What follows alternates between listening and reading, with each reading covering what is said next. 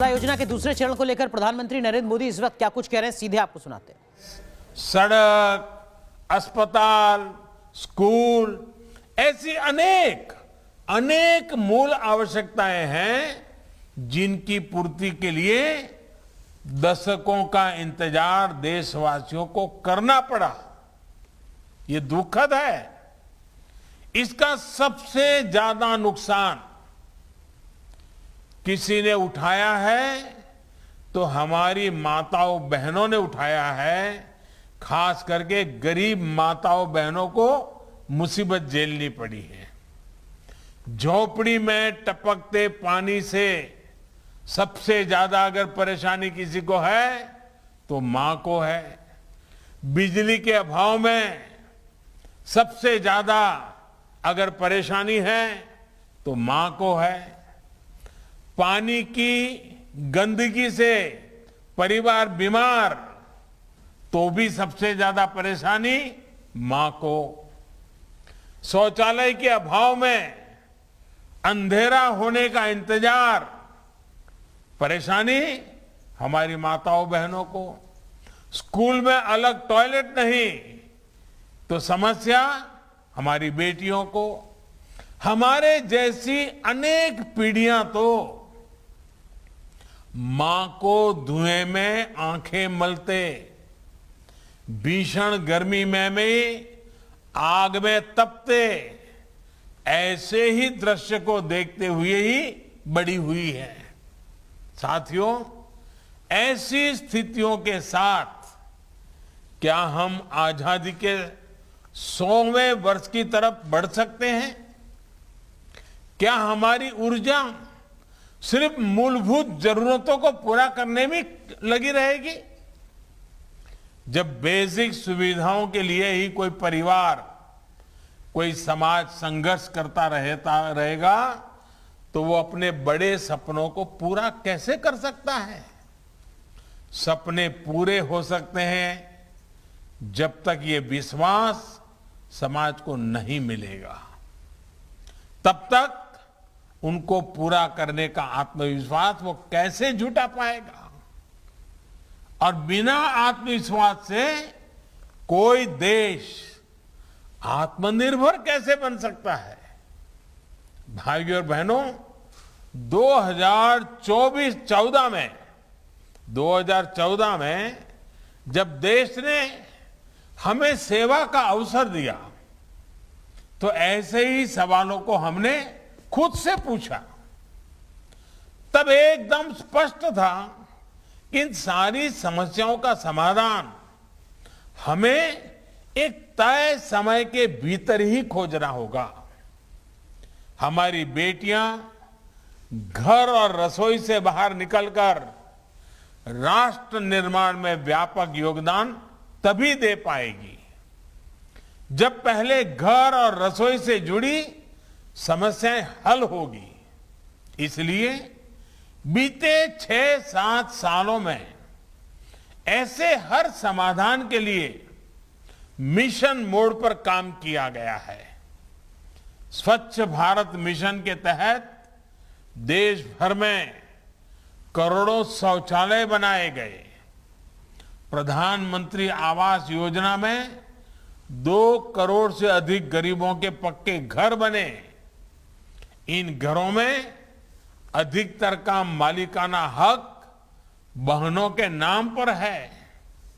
हमने हजारों किलोमीटर ग्रामीण सड़कें बनवाई तो सौभाग्य योजना के जरिए लगभग 3 करोड़ परिवारों को बिजली कनेक्शन दिया। आयुष्मान भारत योजना 50 करोड़ से अधिक लोगों को 5 लाख रुपया तक के मुफ्त इलाज की सुविधा दे रही है। मातृ वंदना योजना के तहत गर्भावस्था के दौरान टीकाकरण और पोषक आहार के लिए हजारों रुपये सीधे बैंक खाते में जमा किए जा रहे हैं। जन धन योजना के तहत हमने करोड़ों बहनों के बैंक खाते खुलवाए जिनमें कोरोना काल में लगभग 30,000 करोड़ रुपए सरकार ने जमा करवाए हैं।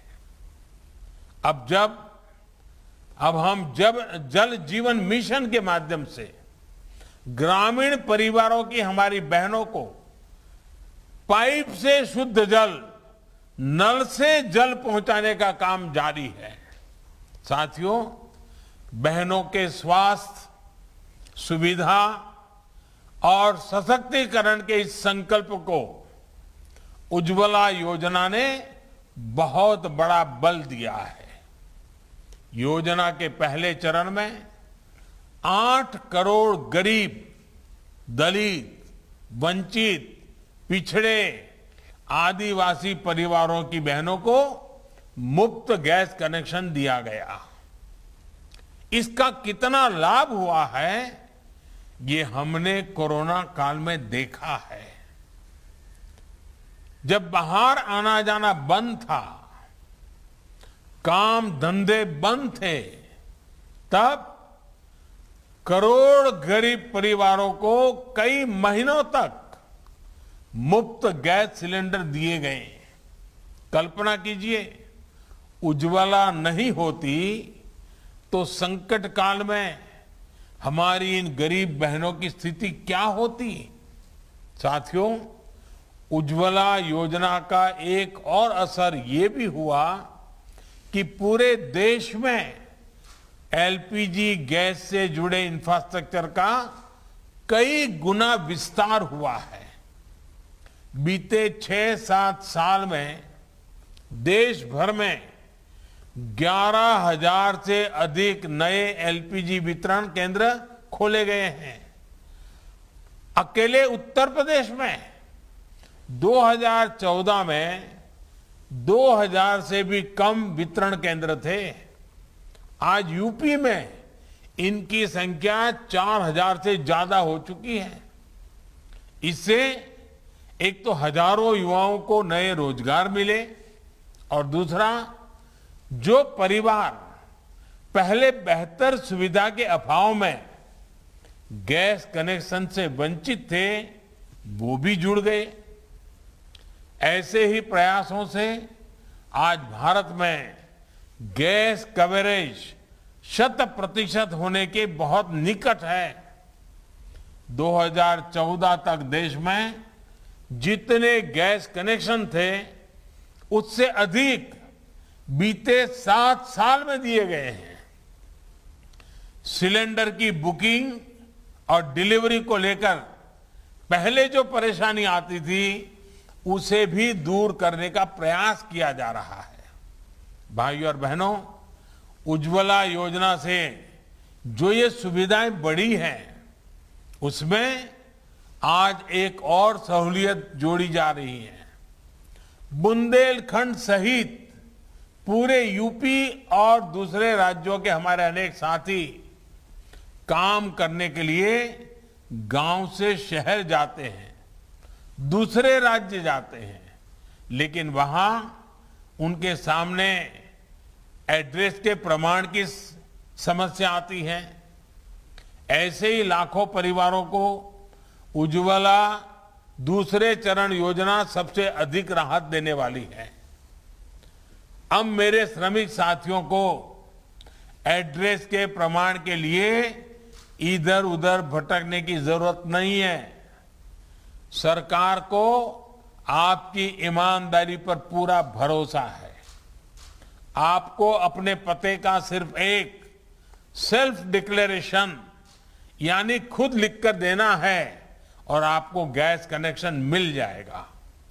साथियों, सरकार का प्रयास अब इस दिशा में भी है कि आपकी रसोई में पानी की तरह गैस भी पाइप से आए।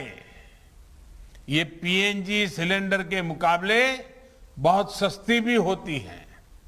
उत्तर प्रदेश सहित पूर्वी भारत के अनेक जिलों में पीएनजी कनेक्शन देने का काम तेजी से चल रहा है।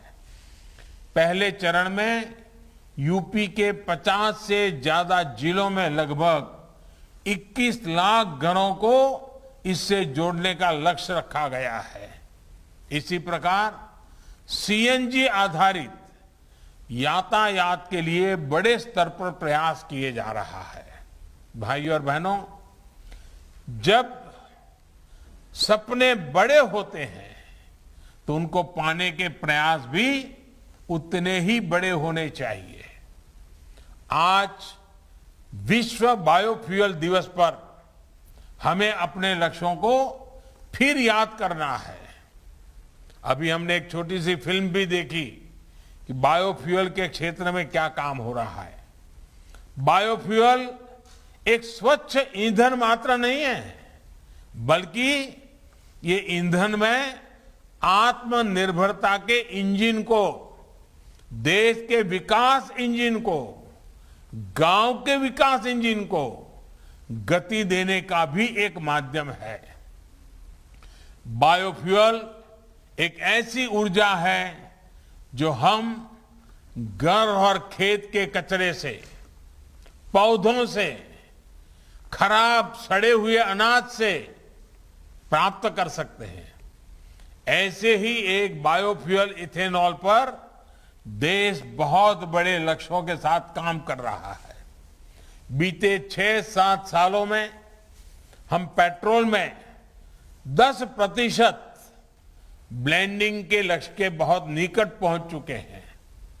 आने वाले 4-5 साल में हम 20% ब्लेंडिंग के लक्ष्य को हासिल करने की तरफ बढ़ रहे हैं।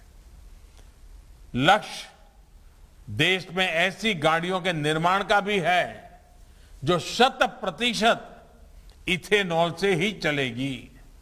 साथियों, इथेनॉल से आना जाना भी सस्ता होगा, पर्यावरण भी सुरक्षित रहेगा, लेकिन सबसे बड़ा लाभ हमारे किसानों को होगा, हमारे नौजवानों को होगा। इसमें भी विशेष रूप से यूपी के किसानों, नौजवानों को बहुत लाभ होगा। गन्ने से जब इथेनॉल बनाने का विकल्प मिलेगा तो गन्ना किसानों को पैसा भी ज्यादा मिलेगा और समय पर मिलेगा। पिछले साल ही यूपी में इथेनॉल उत्पादकों से 7,000 करोड़ रुपए का इथेनॉल खरीदा गया है। बीते सालों में इथेनॉल से जुड़ी, बायोफ्यूल से जुड़ी अनेक इकाइयां यूपी में बनाई गई हैं। गन्ने के अवशेष से कंप्रेस्ड बायोगैस बनाने के लिए यूपी के 70 जिलों सीबीजी प्लांट बनाने की प्रक्रिया चल रही है। अब तो कृषि अवशेष से, पराली से बायोफ्यूल बनाने के लिए 3 बड़े कॉम्प्लेक्स बनाए जा रहे हैं। इनमें 2 यूपी के बदायूं और गोरखपुर में और एक पंजाब के भटिंडा में बनाया जा रहा है। इस प्रोजेक्ट से किसानों को कचरे का भी दाम मिलेगा, हजारों युवाओं को रोजगार मिलेगा और पर्यावरण की भी रक्षा होगी। साथियों, इसी प्रकार एक दूसरी महत्वपूर्ण योजना है गोबर्धन योजना। ये योजना गोबर से बायोगैस बनाने को प्रोत्साहन देती है। इससे गांवों में स्वच्छता भी आएगी और ऐसे पशु जो डेयरी सेक्टर के लिए उपयोगी नहीं है, जो दूध नहीं देते हैं, वो भी कमाई करके देंगे। योगी जी की सरकार ने अनेक गौशालाओं का भी निर्माण किया है। ये गायों और दूसरे गौवंश की देखभाल और किसानों की फसल की सुरक्षा के लिए अहम प्रयास है। साथियों, अब देश मूल सुविधाओं की पूर्ति में बेहतर जीवन के सपने को पूरा करने की तरफ बढ़ रहा है। आने वाले 25 साल में इस सामर्थ्य को हमें कई गुना बढ़ाना है। समर्थ और सक्षम भारत के इस संकल्प को हमें मिलकर सिद्ध करना है। इसमें बहनों की विशेष भूमिका होने वाली है। मैं उज्ज्वला की सभी लाभार्थी बहनों को फिर से शुभकामनाएं देता हूं और रक्षाबंधन के इस पावन त्योहार के पूर्व माताओं बहनों की ये सेवा करने का अवसर मिला। मैं अपने आप को धन्य अनुभव करता हूं। आपके आशीर्वाद हमेशा बने रहें ताकि हम एक नई ऊर्जा के साथ मां भारती की सेवा के लिए, 130 करोड़ देशवासियों की सेवा के लिए, गांव, गरीब, किसान, दलित, पीड़ित, पिछड़े सबकी सेवा के लिए जी जान से जुटे रहें। इसी कामना के साथ आपको बहुत बहुत शुभकामनाएं। आपका बहुत बहुत धन्यवाद।